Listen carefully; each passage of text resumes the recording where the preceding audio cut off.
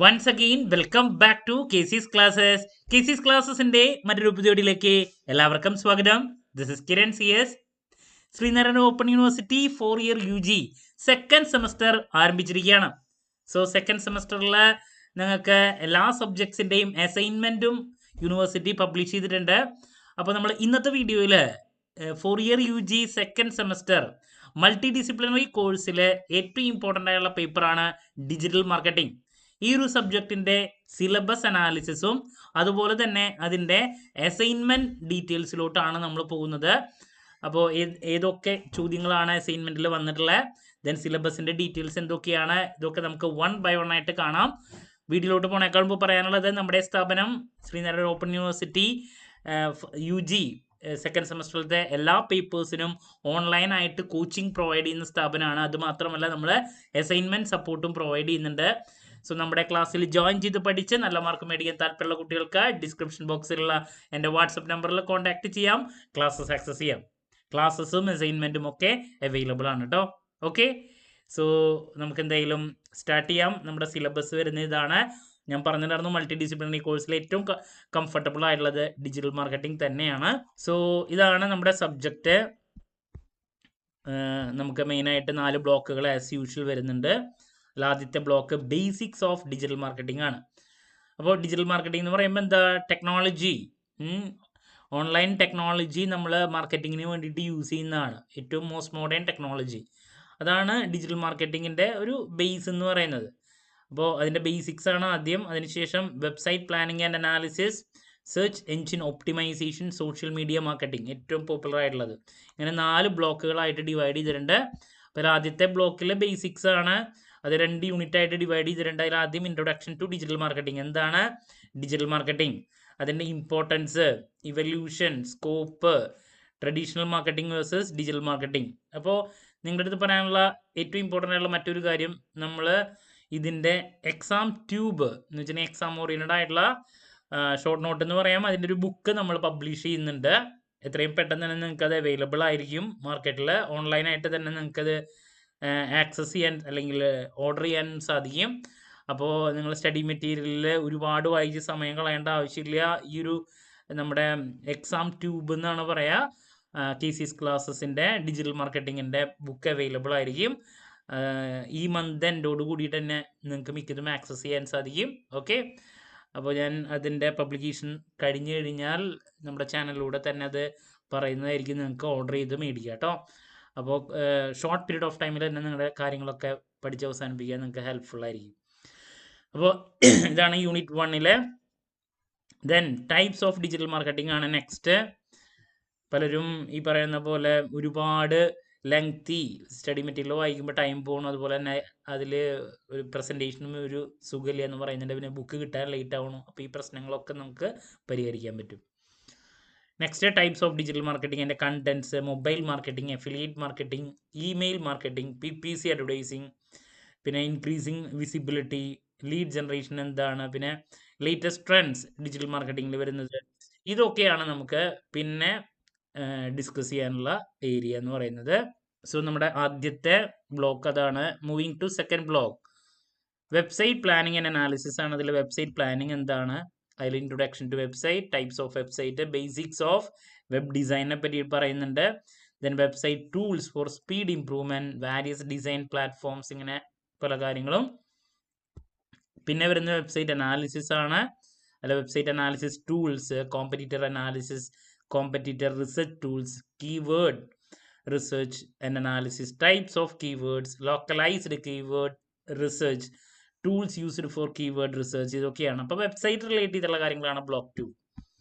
ഇനി search engine ഒപ്റ്റിമൈസേഷനെ പറ്റിയിട്ടാണ് ബ്ലോക്ക് 3-ലെ. Introduction to search engine optimisation, SEO, അതിന് introduction, fundamentals and concepts of SEO, Google algorithm, Google search, നമ്മൾ search ചെയ്യുന്ന കാര്യങ്ങളൊക്കെ ഉണ്ടല്ലോ, ട്രാഫിക്, ഇറ്റ്സ് മീനിങ്, ഇതൊക്കെയാണ് പിന്നെ വരുന്നത്.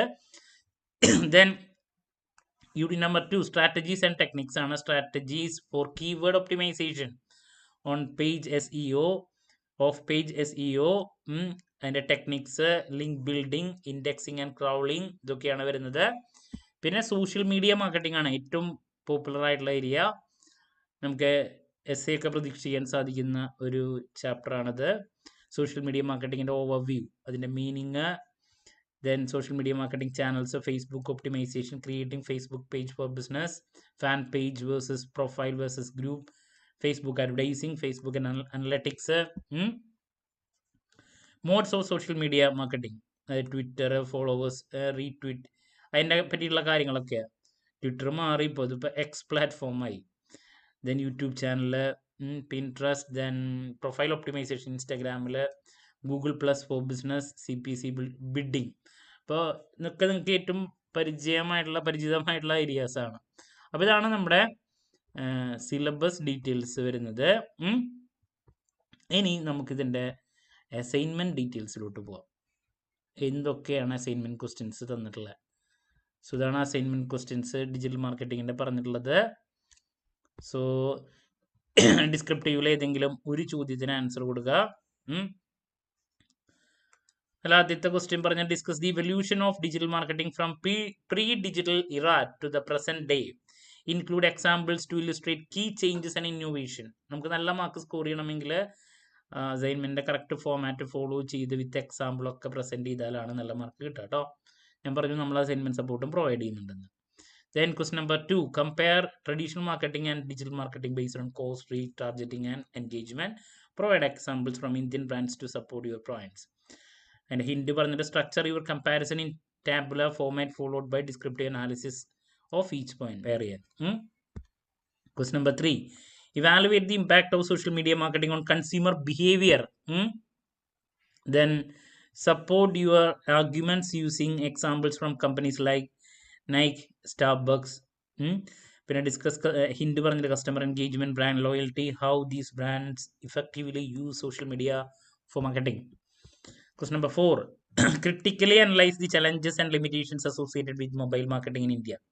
Use real examples of Indian companies to illustrate your points. Then focus your discussion on technical constraints, privacy issues, consumer responsiveness, referencing the brands you selected. Then last, what are the advantages and disadvantages of influencer marketing in contemporary digital marketing practices? Illustrate your answer with suitable examples. ഇതാണ് 5 ചോദ്യങ്ങൾ പറഞ്ഞിട്ടുള്ളത്. അപ്പോൾ കുട്ടികൾ എപ്പോഴും ചോദിക്കുന്നതാണ്, 5 എണ്ണത്തിൽ ഏതെങ്കിലും ഒരെണ്ണം സെലക്ട് ചെയ്താൽ മതിയല്ലോ. ഇതിൽ ഏറ്റവും കൺവീനിയൻ്റ് ആയിട്ടുള്ള 1-2 സജസ്റ്റ് ചെയ്യാൻ. ഇതിൽ ഏറ്റവും സിംപ്ലസ്റ്റ് ആയിട്ടുള്ളത് എന്താ? നമ്മുടെ number 1, evolution of digital marketing. അതാണ് ഏറ്റവും സിമ്പിളായിട്ട് നമുക്ക് പ്രസൻറ്റ് ചെയ്യാൻ സാധിക്കുന്നത്. പിന്നെ ഇതിലെ എക്സാമ്പിളൊക്കെ നിങ്ങൾക്ക് കൊടുക്കണം, നൈക്കയുടെ. പിന്നെ ഈ മൊബൈൽ മാർക്കറ്റിങ്ങും കുഴപ്പമില്ലാത്തതാണ്. Challenges and limitations associated with mobile marketing. ഇതാണ് 2 എണ്ണം എനിക്ക് ഏറ്റവും സിംപ്ലസ്റ്റ് ആയിട്ട് സജസ്റ്റ് ചെയ്യാനുള്ളത്. ഓക്കെ, ഇനി നമുക്ക് ഏറ്റവും കുറച്ചൊരു തലവേദനയായിട്ട് വരുന്നത് അനലറ്റിക്കലാണ്. പറയേണ്ട ആവശ്യമില്ലല്ലോ, നിങ്ങൾക്ക് നല്ലോണം ടൈം എടുത്ത് പ്രസൻറ്റ് ചെയ്യേണ്ട ഒന്നാണ് analytical. Number 1, describe the concept and practice of content marketing using Zomato. Case study ആണ്. How did Zomato utilize content marketing to build its brand? Include specific strategies such as user generated content, humor and email marketing. അപ്പോൾ ആദ്യം സൊമാറ്റോയുടെ ഒരു case സ്റ്റഡിയാണ് പറഞ്ഞിട്ട്. രണ്ടാമത്, assume you have recently launched an online fitness coaching website targeting young professionals.